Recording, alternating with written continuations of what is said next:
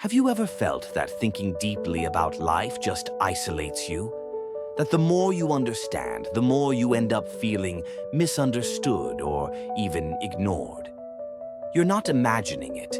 Throughout history, the more profound thinkers, those who dared to question, challenge, and explore, have often been treated with disdain or suspicion. From the ancient philosophers to modern visionaries, people who push boundaries in thought have faced resistance. Why? Because, as hard as it is to admit, intelligence often makes people uncomfortable. Think about it. When someone is strong, you might admire them. When someone is wealthy, they may inspire awe or even envy. But when you meet someone who thinks at a deeper level, something strange happens. A wall goes up. People feel threatened, defensive, or even worse, dismissive.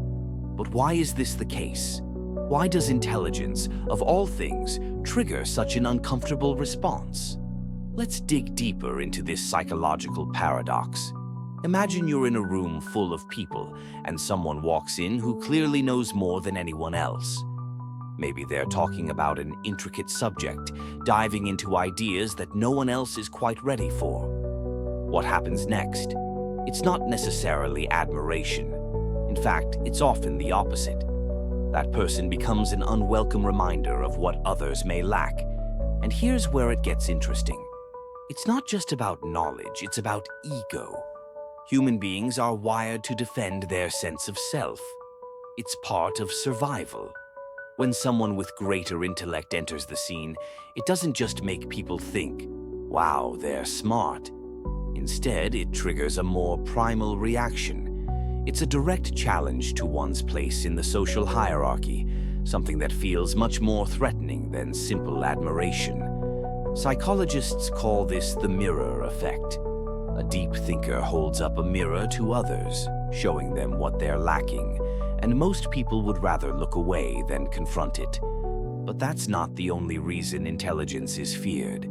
It's because intelligence doesn't just challenge our ideas, it challenges our comfort. Most people are fine with surface-level discussions, the light chatter that keeps the group moving in a safe, predictable direction. When deep thinkers speak, they break through that comfort zone. They force people to face uncomfortable truths about life, the world, and even themselves. That's not easy to take. Let's look at why this is so deeply embedded in human nature. From a psychological perspective, when people feel intellectually inferior, their brain's amygdala lights up, the part responsible for fear and threat detection. It's the same area that reacts when we face physical danger. It turns out the human brain treats deep intellectual confrontation much the same way it treats a direct threat to survival. Why? Because our evolutionary wiring still prioritizes group cohesion and acceptance over anything else. In our ancestors' world, being ostracized by the group could mean death. Being excluded was a threat to survival. Now, fast forward to modern times. When a deep thinker challenges conventional ideas, people subconsciously feel the same kind of threat our ancestors might have felt when cast out of the tribe.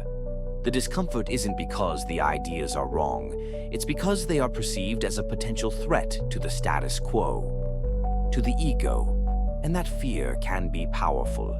It can turn people away from the very truth they need to hear. But there's another reason why deep thinkers often feel isolated, and it lies in how we perceive intelligence in groups. Studies have shown that when people encounter someone smarter than them in a one-on-one conversation, it doesn't necessarily provoke fear. It's in the group setting that things get tense. Why? Because, as humans, we measure our worth in social contexts. We compare ourselves to those around us.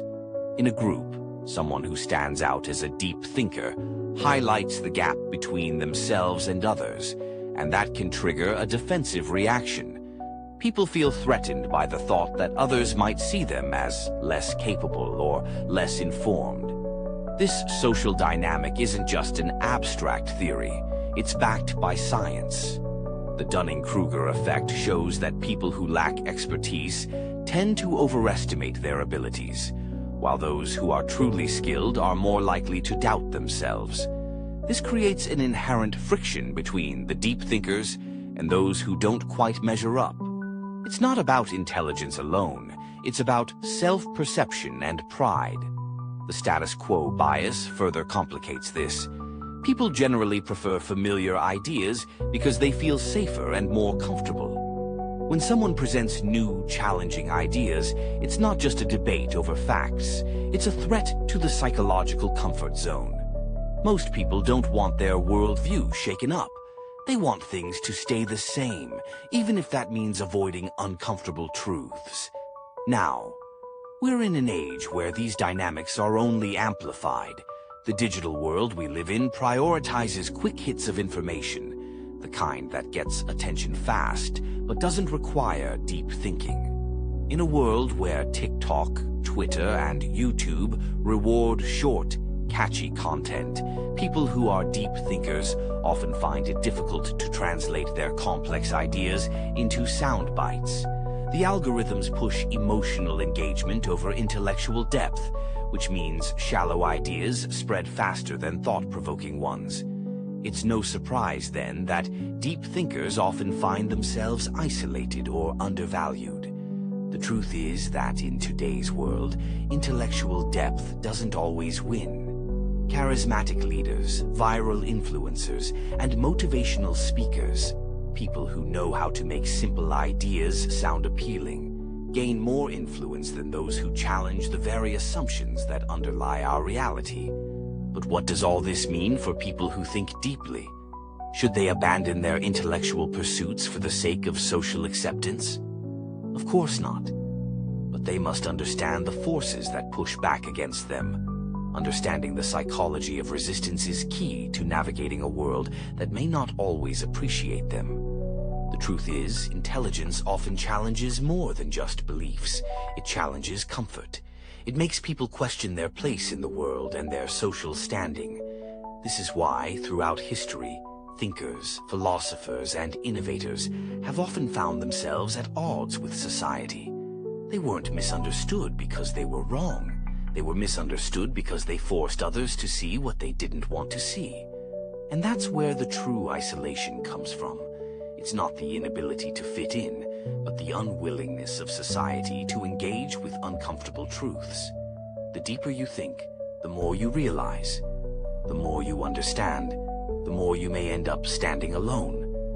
But that doesn't mean you're wrong. It simply means you're ahead of your time.